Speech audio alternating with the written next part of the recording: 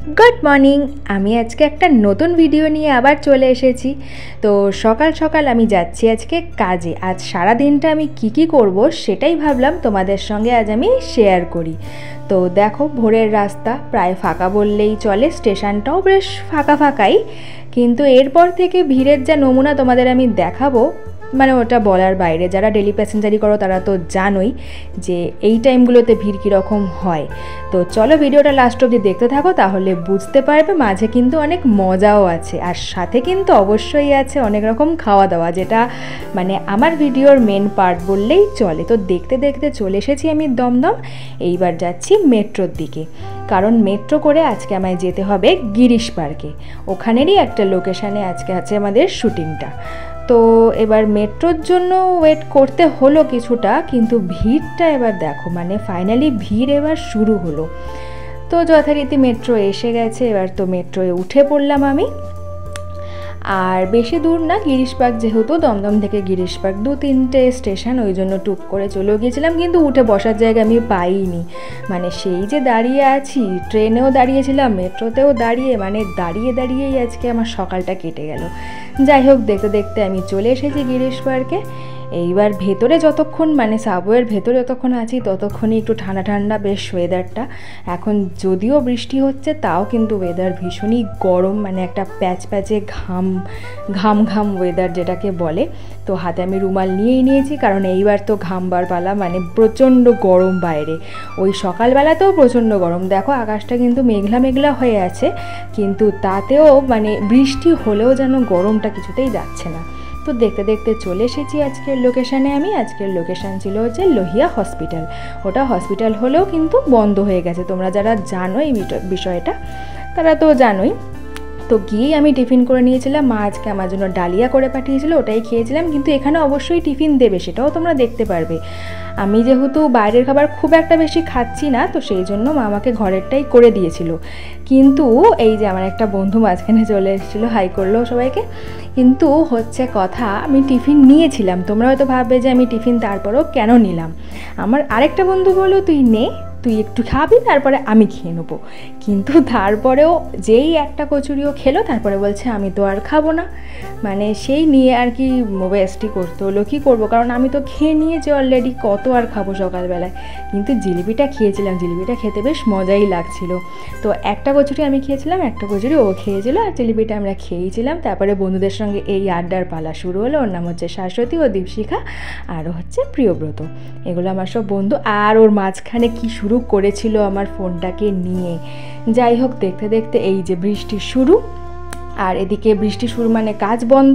তো রেডি হয়ে এবার চলছে আমাদের গল্প করার পালা, হাসাহাসি আড্ডা, এই আর কি, এইসবই চলছে। তো রেডি হয়ে বসে বসে এইসবই করছিলাম, কি আর করা যাবে। আমার রিপোর্টার সেদিনকে ক্যারেক্টার ছিল, আর আমার এই বন্ধুটার ছিল লয়ারের ক্যারেক্টার। তো যে যার কস্টিউমে আমরা রেডি। তো এখন বসে বসে গল্পই করব, কারণ আমাদের সিনটা ছিল আউটডোরের। তো বৃষ্টির কারণে আমাদের শ্যুটটা আর কি অফ হয়ে বসেছিল, যেহেতু বাইরে বৃষ্টি পড়ছে, আর এত জোরেই পড়ছে, কোনোভাবেই কাজ করা সম্ভব নয়। আর এখানে ছিল একটা বড় আম গাছ, মানে গরমকালের মানে আমের সিজনটাতে এখানে গেলে কিন্তু বেশ ভালো দেখা যায় আমটা।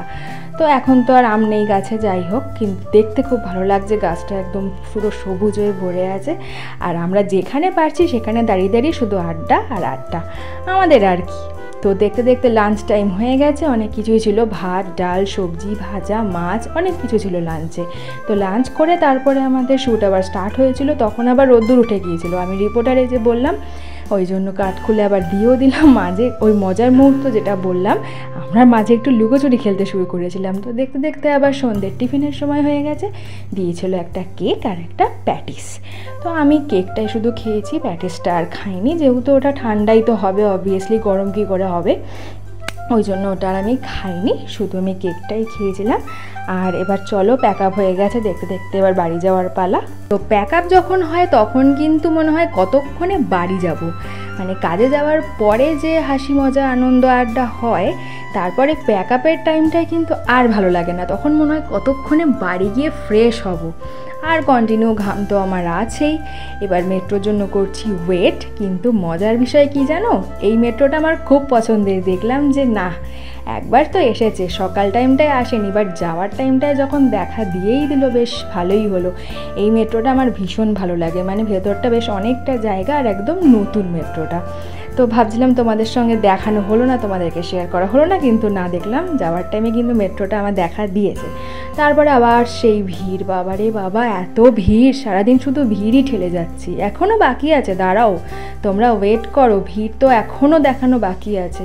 এটা এসেছিলো বারাসাত লোকাল, তো এটা তো আমার ট্রেন নয়, আমার তো মেন লাইনের ট্রেন। আমি বসে বসে ভাবছি আমার ট্রেনটা কখন আসবে, মানে আর কি আমার লাইনের ট্রেনটা। যাই হোক, বারাসাত লোকাল তো ছেড়ে দিয়েছে, দেখো এটাও মারাত্মকই ভিড় ছিল।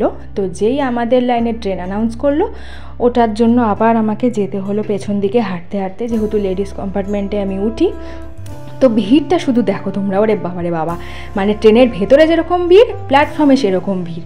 আমি ভেবেছিলাম উঠতে পেরে যাব হয়তো কোনো রকমে, কিন্তু গেটের সামনেটা শুধু দেখো তোমরা, ওখানে পা রাখার জায়গা নেই, তাও সবাই মিলে ঠেলাঠেলি করছে ওর মধ্যে ঢোকার জন্য। আমি দেখলাম কোনোভাবেই সম্ভব না বাবা, আমি এত ঠেলাঠেলি করে উঠবো না। পরের ট্রেনটাতে বেশ ভালোভাবে ওঠাও গেছে, একটা স্টেশন পরে আমি বসারও জায়গা পেয়ে গেছি।